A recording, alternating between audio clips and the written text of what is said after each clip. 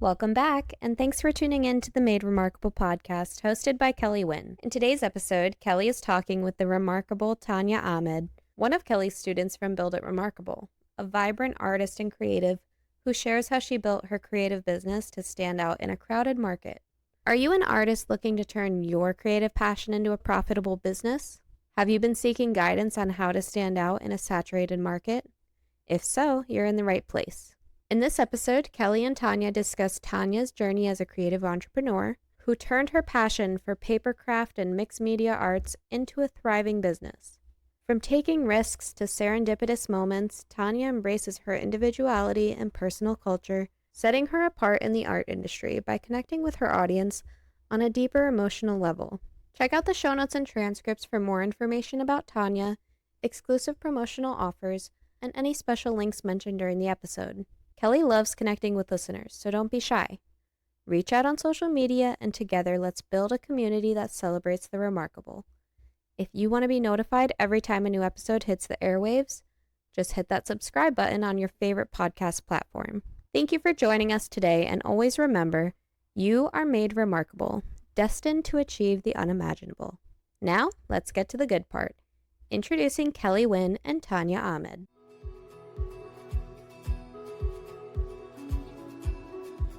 Well, hello. I'm Kelly Wynn, artist, author, mentor, fiercely independent mother and wife, and the founder of a multiple six-figure creative business. And I love my life, but I've been where you're at. I was slogging away at this art business thing for more than a decade, but once I finally connected with my true calling, unlocked the magic of marketing, and built a system that could scale, well, I realized I could make an impact and make a substantial income. I'm finally running a business that I love, and it makes all the difference in the world. My biggest dream is to help you do the same. Let this podcast be the catalyst to your biggest success. You already have it in you because you are made remarkable. Hello, Tania. I'm so happy to have you on the podcast today. Thank you so much for having me, Kelly. It's an honor. Thank you. Well, our paths have crossed before, but specifically when you decided to join Build It Remarkable. So I've gotten a chance to get to know you, see just how you operate, understand you and how amazing you are and how generous you are to your people and just how you show up in the community. And I'm pretty sure those who are listening resonate with that, how you show up with such a full heart and so open. And so it's just, I love that you're here now, but I love having gotten to know you. Okay, I'm speechless. Thank you so much. That's very kind of you to say that. My pleasure. So I would love for you to just tell your story a little bit, the journey you've been on as a creative and as a mother, and now finally getting a course out into the world, and then all the opportunities that have come your way recently, because you've just been like every corner of Instagram I see, there's Tania. Well, my name is Tania Ahmed, and in case you can't judge by my funny accent, I was born and raised in Pakistan. So from a really big city called Karachi, a coastal city.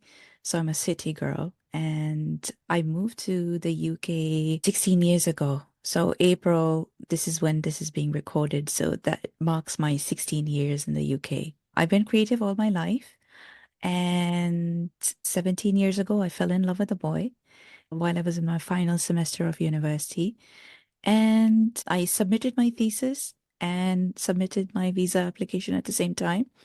And the papers came through within a few weeks, which was kind of crazy because usually this process can take months. I didn't even get to attend my graduation, and I was married and here in the UK. So fresh out of university. I just moved to the UK, a brand new life. I spoke the language, so I spoke English fluently, but British English can be a bit hard to grasp if you're a non-native. So I remember I used to be actually get anxious about even taking public transport, thinking that will the bus driver even understand what I'm saying? Will I understand what he's saying? Am I going to end up on the other side of the country? Yes. Well, listen to And you now. You have a beautiful British accent with just a little hint of Pakistani, but it's so clear and beautiful. well, I like to think that the spiciness in my tongue will never really go away. So I've been creative all my life, and I moved to a small town here in the UK, and I didn't really know anyone. So I turned to crafting, which was something that I always knew I grew up with. I grew up with, like yourself, Kelly, in a very creative environment. My aunts, my mother, my grandmothers, they sewed, they painted, they embroidered. I grew up wearing dresses my mother sewed. My father is a ridiculously skilled wood craftsperson. Wow. I had a huge dollhouse that he had made, furniture that he'd made, shelves, bookcases around the house. So it's not just my mom, it's my dad who's also very, very creative. And I like to think that I get my eye for detail from him. So I dove into the world of creativity. My husband introduced me to a small website called YouTube. That little thing. That little thing. And through YouTube, I discovered a whole new world of card making. Actually, that's where I first started in paper crafting. So I have a multi-crafts experience, multi-passionate, as many of us creatives are. So I did embroidery and jewelry making and sewing and things like that. And paper craft, card making was my first foray into the paper crafting world. And I discovered, I don't know if you're familiar with Two Peas in a Bucket. They Mhm. had a lot of YouTube videos with people like Jennifer Maguire and Christina Werner, and they were my heroes. They still are. Yeah, And I I learned was in so that much. same world. Did you start with scrapbooking or were Yes, you I card maker? did. Well, Scrapbooking. I mean, I was an artist in my youth, and I mean, scrapbooking and card making is artistry. But I was Yeah. a painter, Oh, and yes, of course. then, right, so I was a painter. Then, when I had kids, I turned to the more homemaking type of art that I knew I could express my experience as a parent and still stay creative. For whatever reason, I thought having paints out at that time would be too complicated, but I made it work. By the time that I had my 3rd one, I decided not to wait anymore, but I get it, like, there's something very satisfying with paper Hmm. crafts. It's still my Hmm. first love. I Hmm. have hordes and hordes of paper still. So, yeah, 2 peas in a bucket, studio calico, Oh, scrapbook. yeah. I Oh, was in yeah. all of the magazines, Yep. and had my favorite people that I followed as well, Hmm. and Hmm. I had my moment where I needed to finally come back to my original roots. Hmm. And for you, you might not have been a painter before you were always creative and an artisan. When did you start adding in things like the jelly plate and all the other mixed media that you do now? So this is how my journey began. Tim Holtz is and was a huge thing at that time. He still is. And he was actually coming to the UK. He was invited by a company called Paparazzi. They're based in France now, but they used to be here in the UK and they used to do retreats. So they'd invited Tim Holtz over, and I scrounged up the courage to go. And I was surrounded by all these amazing women who were talking about things, foreign things like gesso and Tyvek and acrylic medium. And I was like, what is this world? And I want to be a part of it because this is magical.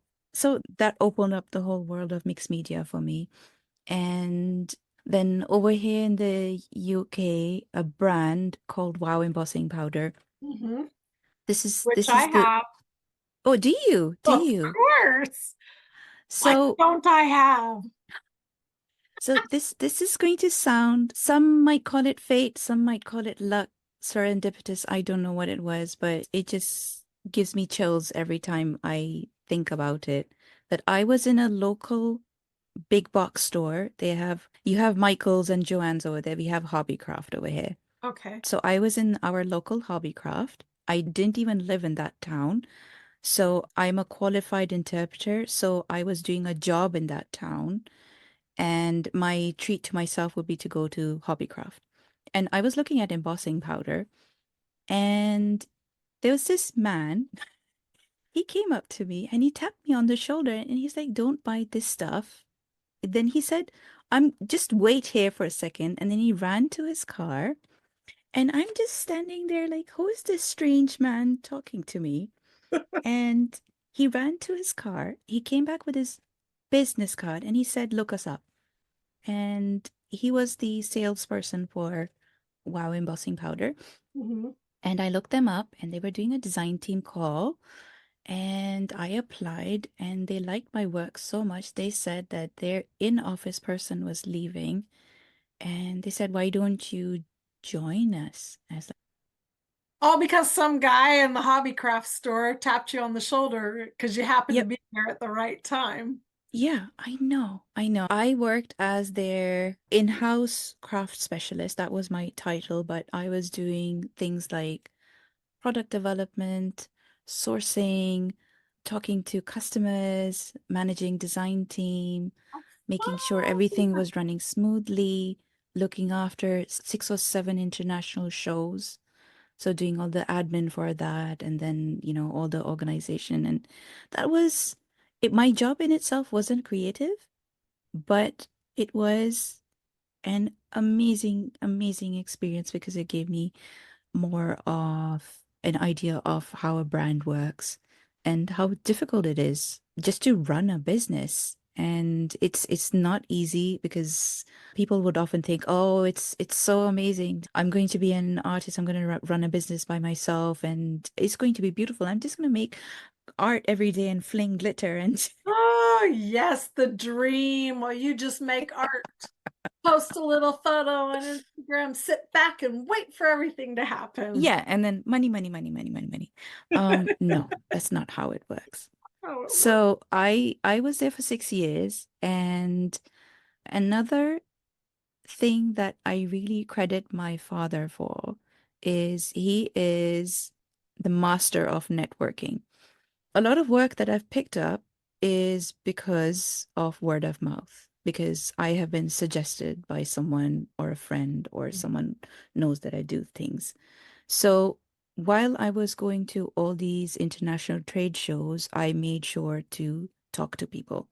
And I am one of those weirdos who genuinely likes people.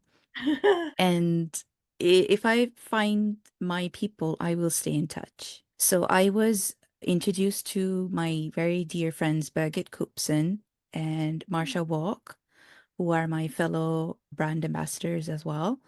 I was also introduced through Birgit and Marsha to another dear friend. Her name is Rika Kovasin, who's an amazing Finnish mixed media paper crafter and artist, and Natalie Kalbach as well.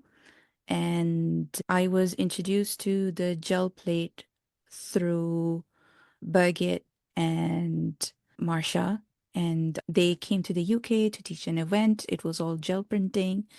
And I was still doing some gel printing there and here and there, but that was like my first experience of seeing these two women, Birgit Coopson and Nat Kalbach, who are my absolute heroes. I talk to them every day. We have our own little WhatsApp group, like the I four, love that. four or five And of I us. know who they are, very talented women, but you're Yeah. amongst them for a reason. I mean, they're just, I sometimes have to pinch myself. Like, these are the people that I looked up to, and they're now my really close friends. And Marsha and Birgit were already doing a lot of things for Jaliat at that time, and they decided to get a design team. And I asked them, like, should I apply? And they're like, yeah, why not? And that was actually the first year that they ran a challenge, a gel printing challenge. Mhm. And at that time, I was also learning how to make videos. So this is 20, at that time, videos on Instagram was very, very new. Mhm. And it was really, really taking off. And Jeliat saw that because I was tagging them in videos and they could see that I wasn't as skilled as I am now. I still say my filmmaking is still a work in progress, but they saw that I had some ability and they saw that my content was getting a lot of engagement, even though I had a small following. So then they asked me if they could share my things onto their social media, which then led on to me getting contracted by them to specifically make video content for them. And then eventually they asked me to become one of their brand ambassadors, which is like, oh my goodness, like Jelly Arts, brand ambassador, me. Yes. And they are hands down. I work with some really, really amazing companies. They are such an amazing company to work for. And they always have their team's best interests at heart. And it's almost like family. We have such a great relationship with them. And because of my affiliation with Jelly Arts and my friendship with Nat Kalbach, Nat doesn't run her January Creative Jumpstart course anymore because she's focusing on other things. But Creative Jumpstart was like a huge 31-day event that took place in January every year. She ran it for 10 years. And that was my first big summit style event, I Mhm. would say. And that was my first step in through the door. And Nat also had me on her design team as well.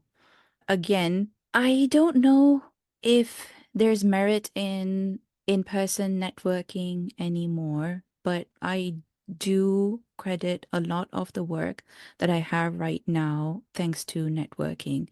So thanks to networking, my video making capabilities, and just like Taking networking again. risks. How about taking risks? Because you did, Oh you yeah. put yourself out there. I mean, that's really what it comes down to. If you think about it, yes, you did your networking. Yes, you have talent and you have your videos. But what I see is someone who's willing to take risks. You're willing to put yourself out there. You're willing to say, I see a call, to be on the team. I'm going to put myself out there. I'm going to reach out to people. And some of it, yeah, maybe is just absolute fortune being in the right place at the right time, but it's the taking the risk that kept propelling you forward, the showing up consistently that propelled you forward. What I usually find with people who ask me about how to get established or find work in this business, people forget about the good old-fashioned way of just putting yourself out there. And Mhm, I treat my social media as a portfolio. mhm, So it's basically my portfolio to show off to people. This is what I look like. So I make it super obvious what I look like. This is what I do. This is my style, and this is what I'm capable of. And if you treat it like a portfolio, then people notice. mhm. People notice. And then I got one foot through the door with Creative Jumpstart. Then it was everything art, and now with Get Messy. And the What? gel printers summit. Yes. Oh my goodness. I was like, oh, I am with people who I idolize and I'm teaching alongside them. It's been a huge, huge honor to be recognized. And I think it's really, really important to put yourself out there and just ask the difficult questions. Like like I wanted to do magazine work and I didn't really know how to get into magazines. So do you know what I did? I went on the magazine's websites, looked at who the editors were, found out their email addresses. Sometimes I even had to, gasp, buy an actual magazine to get the editor's email address. And physically, like literally in 1 month, I think I emailed like 12, 15 magazines and said, this is Wow. what I do. This is my style. Do you have any work? A couple of them didn't reply back. A couple of them were nice enough to say, we love your work. Your style isn't quite our style, but maybe you might want to talk to these guys. And it's It's again taking a risk. you have to. I mean, I am a sensitive person, but that I find sometimes stops me from putting myself out there, and I've become a lot better about it, like detaching myself from rejection, because I think the payoff overall has been better in the Yeah. long run compared to all the rejections. People don't talk about, like social media is such a highlight reel. You know that, Kelly. It's like Yeah, for sure. you don't talk about, things that go wrong, websites that go down, all the rejections, All the hard work, failures. the late nights.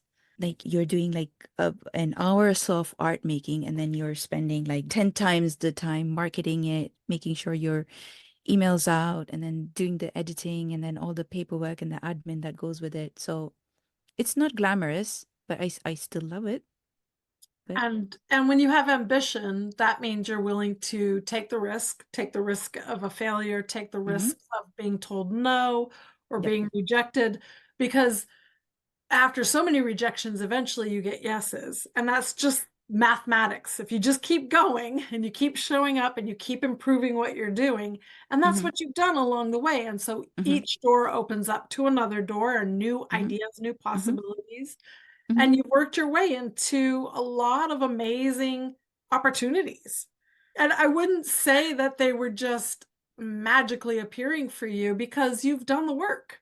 You have done the work to make the art, to show up, to, improve and create, beautiful products. So if you're not doing the work, I mean, I can't tell you how many people come on my feed and they're like, if I'll say like, what's your biggest challenge? And they're like, how to get more followers. And I look at their account and I'm like, it's on private. Let's just take the first step. Or I how to get know. more followers. And I'm like, you've posted twice in the last 6 months. So the first thing to do is do what you're doing Hmm. is find the drive deep in you and just keep showing up. Hmm.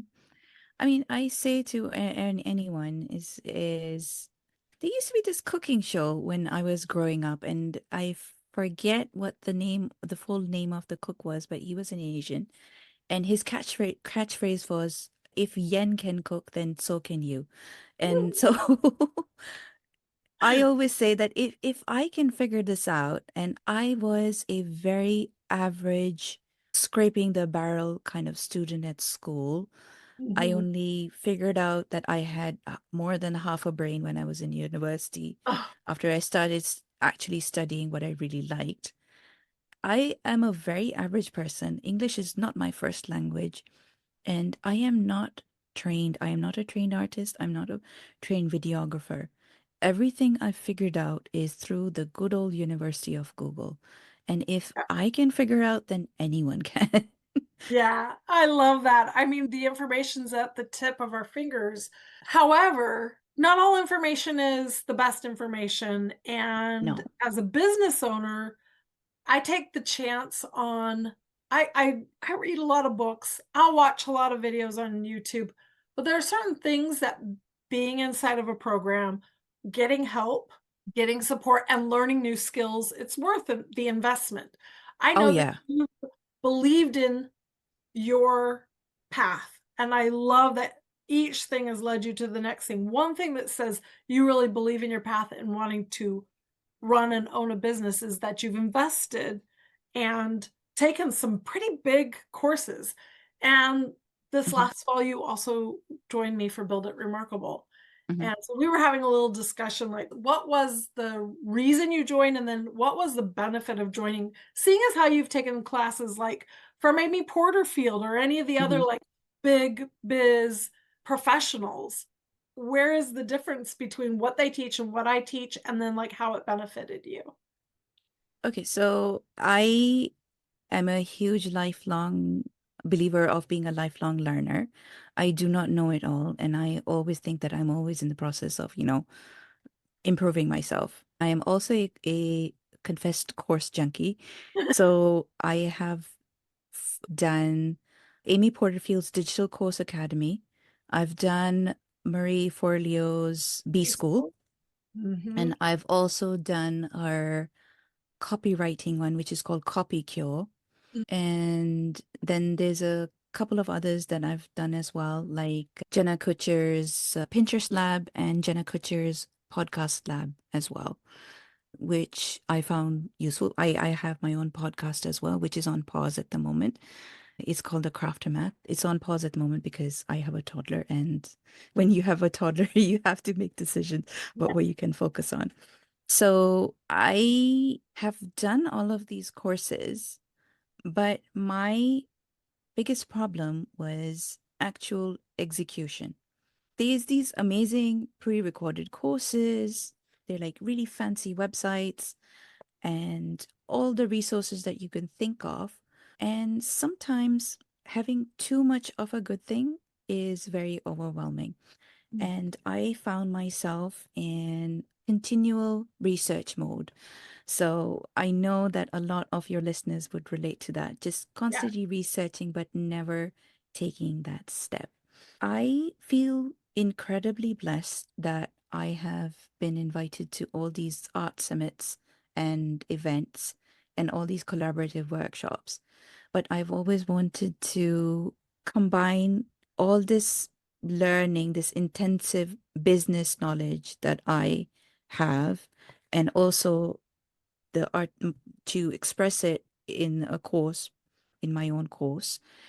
And it always felt like there was never the right time, or I was always saying yes to other things. And I just didn't have the time or the belief in myself to think that I could do it.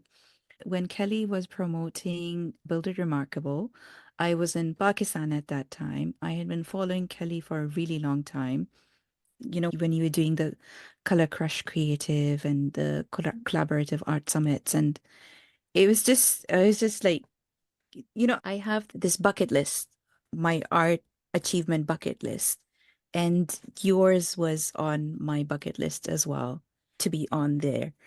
On the And summit. on the summit, And I'm so sorry that I canceled it, but you were on my roster. I was planning on I asking you for this year. So consider I yourself having been asked, I but not know, I able to. know. So I'm gonna share this on the podcast as well. Kelly ran Build It Remarkable live in this first round, which Yeah. I found the most useful because as a busy mom of a toddler, I knew that I wouldn't have the time to watch the recordings. So I made the commitment to turn up live and take part in the Q&As as much as I could. So I know nobody else is going to have access to those Q&As, but in some of the Q&As, I forgot to turn the camera off, and you could see me in the background, like rushing around cooking breakfast with my ear pods in my ear, but I'm still listening. So that held me accountable. And the very first Q&A session that we did, and I think I did it after I'd put my daughter down to sleep, and it was quite late, and I joined in and we had the session. And you said to me that I was on your list as a candidate to be considered for Yes. your summit. And I just on live Zoom I broke down crying. Oh, I remember, but I didn't mean to put you on the spot that much. But N- No, but it's just incredibly validating to be recognized by someone like you who's been in it for so long. And I really look up to you and your business. And that's exactly why I just did not hesitate twice about, just take my money. I was like, come join Build It Remarkable. But yeah. how could this creative, whimsical, somewhat cheeky, somewhat bold artist be able to help you run your business? And I will say, what I love seeing is you have gone from all these collaborations to actually launching your course in the time that we were working together. And so Build It Remarkable isn't quite the same as the League, which is a more hands-on one-year program. Build It Remarkable is I teach, and then we have some implementation time, and we have a larger group. But it was so cool because you launched, you took action. So Well, I was asking earlier, like, what is it the difference? I think we could come across coaching program after coaching program that's like, here are the basic steps to building your list, blah, blah, blah, blah, blah. But what is it about Build It Remarkable that was different for you, other than the fact that I was running it live, which is something I'm really still excited about. I'm running it live again this year instead of running it as a pre-recorded thing.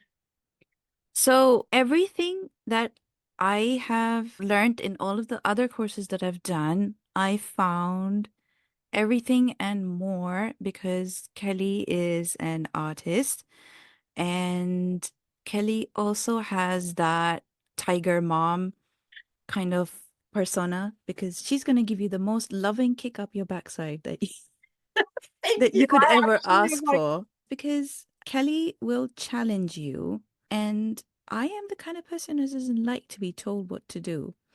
But I knew that in order to take that leap, I needed to be told off and just told to get on with it. And also, not just get on with it, but also you were cheerleading me along in the background as well. Because I had told myself, even though it was going to be intensely difficult for me to launch in such a short period of time, I had told myself that I wanted to do it so that I could get as maximum feedback as possible from you and from the rest of my classmates as well. I remember making that post where I had maybe 4 or 5 days to the early bird price. After that, it was going to go after 4 or 5 days.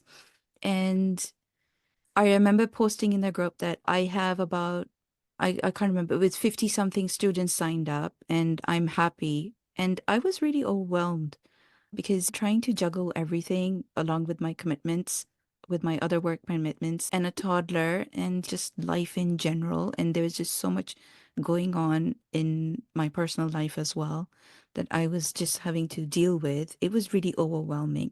And I was just saying to myself, I'm happy with where I am, but a part of me kind of wishes that I could have done more. And then you just put in a small comment that said, just keep going. So what I did was I thought to myself, what can I do? So I looked really critically at my sales page. Kelly shares this sales page format, which is just absolute gold. Like that alone is just worth. oh, thank you. That alone is gold. It's the blueprint is just chef's kiss. And I looked at my sale page and I also studied Kelly's sales page as well at the same time. And I had these blueprints from these other, like Amy Porterfield as well. But then I realized that my sale page was correct. It was clinically correct, but it wouldn't necessarily appeal to a creative person. So I made a trailer, which was prettier. I put in more pictures from my course, which were related to the course, Mhm. and I kept promoting it. I actually made a reel that went viral, Yes. which it hit 2 million views on Facebook. On Facebook or Instagram, you mean? On Facebook. On Facebook. On Facebook. It So, went so that's cool insane. because you have an audience attention there too. Yeah, I mean, I think it's at over 500,000 views on Instagram.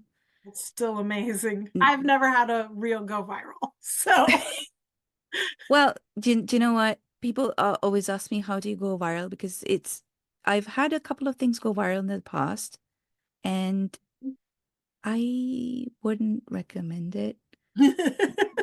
unless it's just for the exact right audience for the right reasons, because it's hard when you go viral, Yeah, that's a yeah, lot of influx.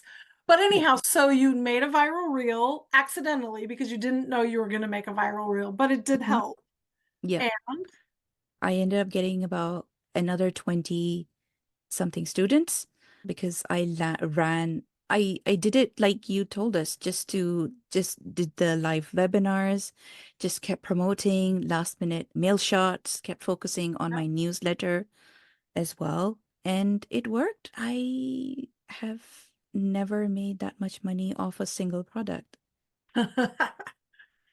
Well, it's about repeating the process now, but you have all the tools to do it. One thing you told me that was important, and yes, I am a bit of a tiger mom or a tough love coach or however you want to say it.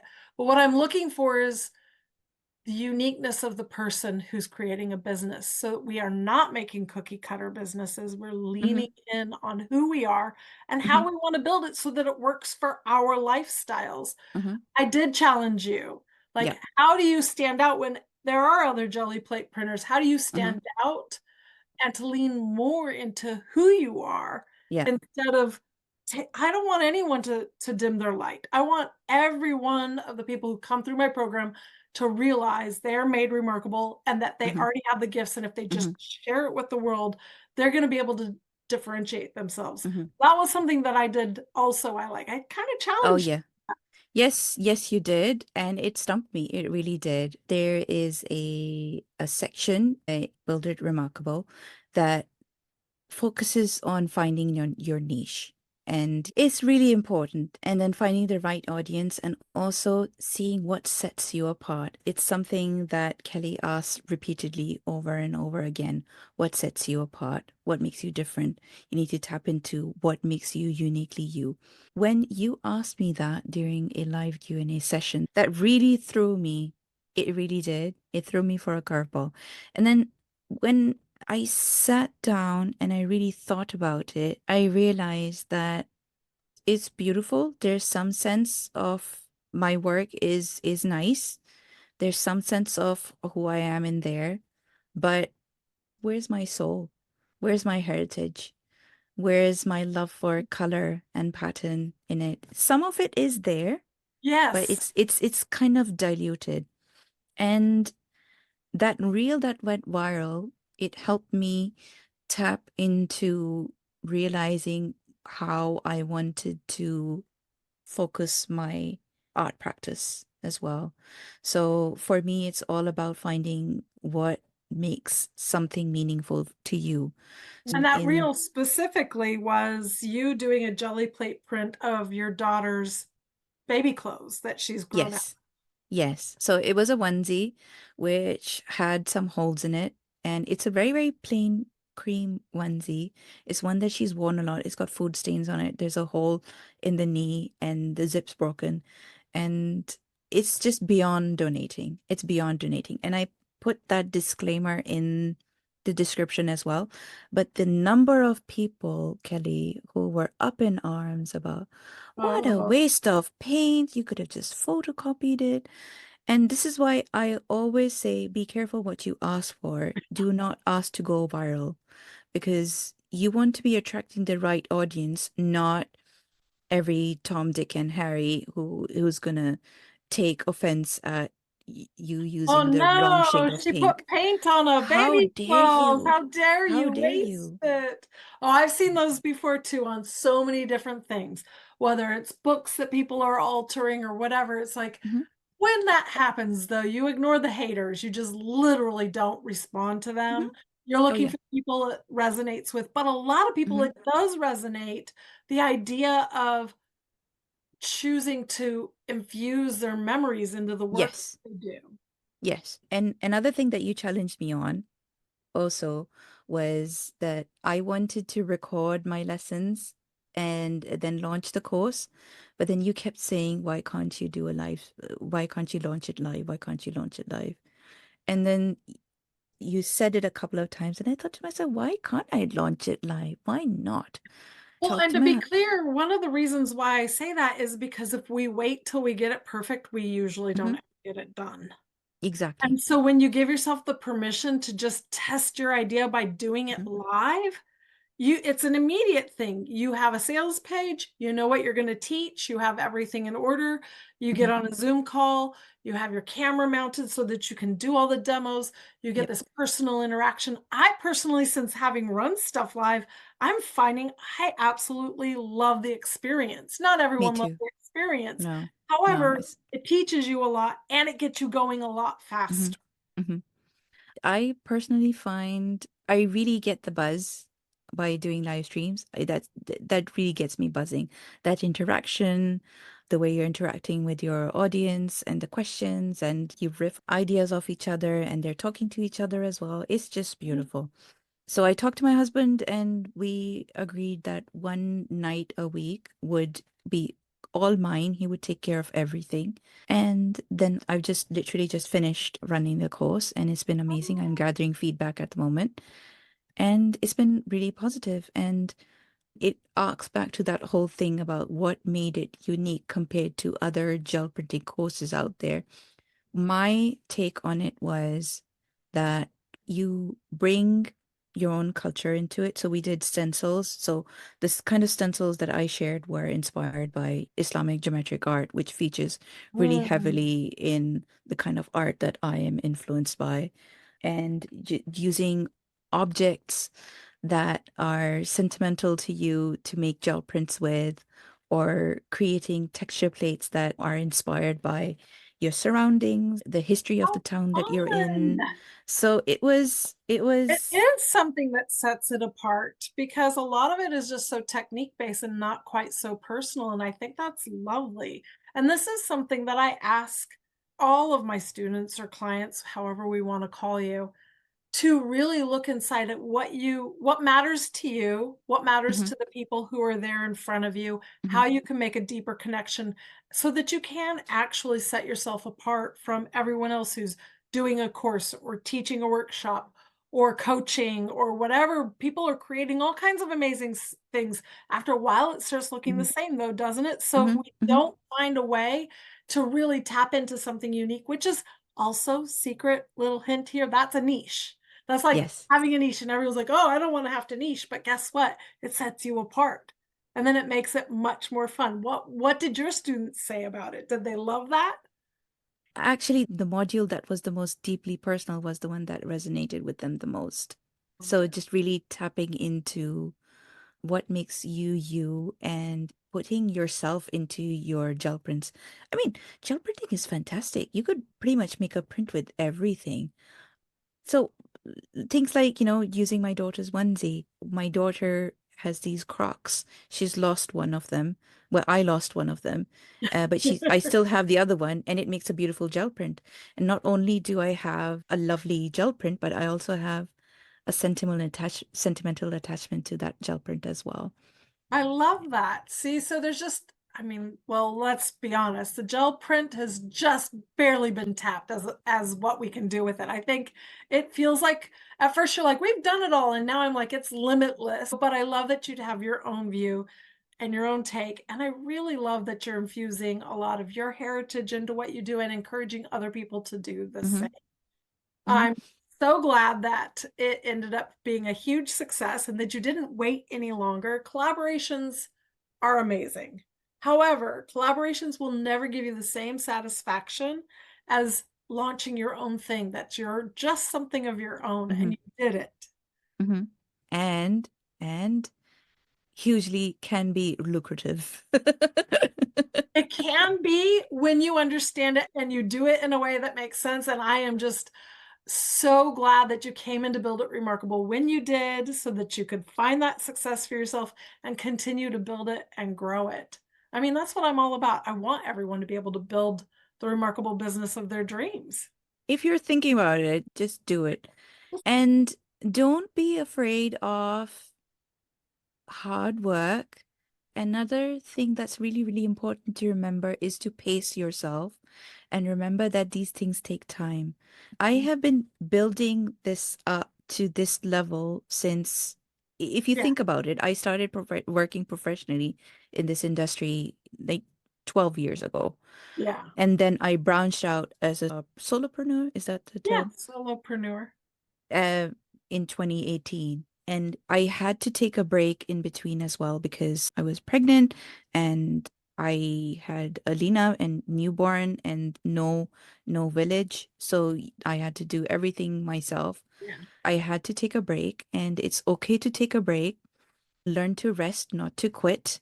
That's my motto. absolutely. And just even small progress is progress. It took me 12 years to be an overnight success. Yay! Same, same.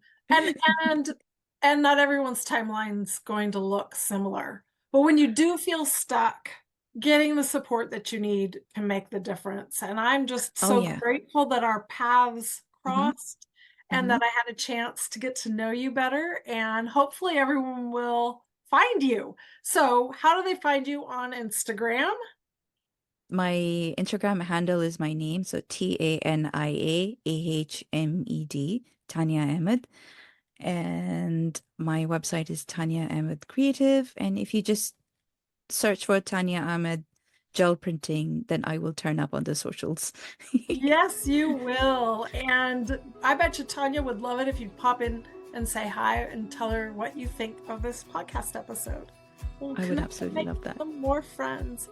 Thank you for being on the Made Remarkable podcast and in my program, and for just being part of my life. So very grateful to you, Tanya. No, thank you. Thank you so much, Kelly, for being you, for sharing your experience and gifts with us, and being so generous as well with the wealth of knowledge and experience that you have. No, thank you so much. It's life-changing, honestly. Thank you.